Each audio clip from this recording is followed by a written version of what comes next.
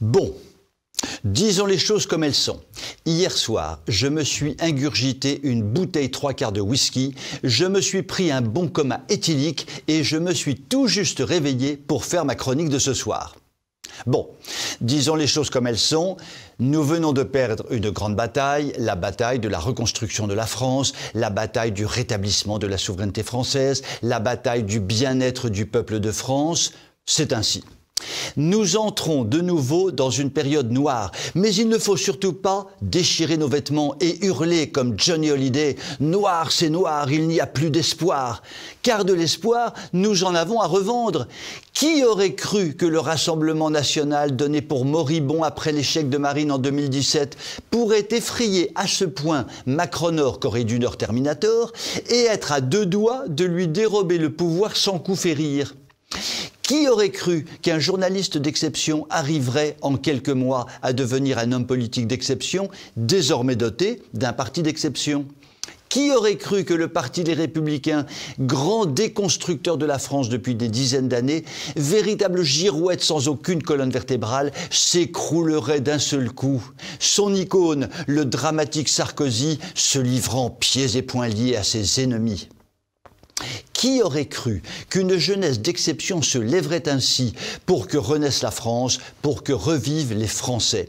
Il y a donc de formidables motifs d'espérer et nous sommes déjà presque en 2027.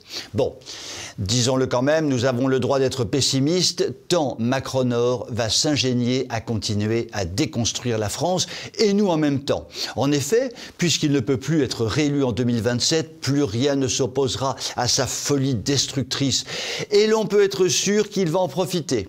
Cela dit, il a manifestement très peur du peuple et la possibilité que le peuple lui fasse passer des nuits blanches est très grande, car il a accumulé sur sa personne une haine telle qu'il a tout de même du souci à se faire. Il est d'ailleurs symptomatique d'entendre une expression que j'avoue n'avoir jamais entendue concernant les présidents de la République précédents. Macron est diabolique. Ce qualificatif est extrêmement grave, mais de plus en plus répandu et semble parfaitement traduire le bonhomme dont la caractéristique principale est de mentir 24 heures sur 24. Tout chez lui n'est que mensonge et cela est effectivement diabolique.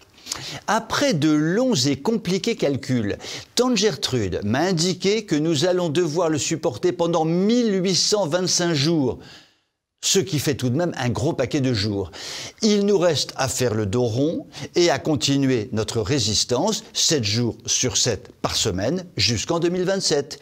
Et cette année-là, nous serons enfin récompensés, n'en doutons pas. Je vous souhaite une très bonne soirée.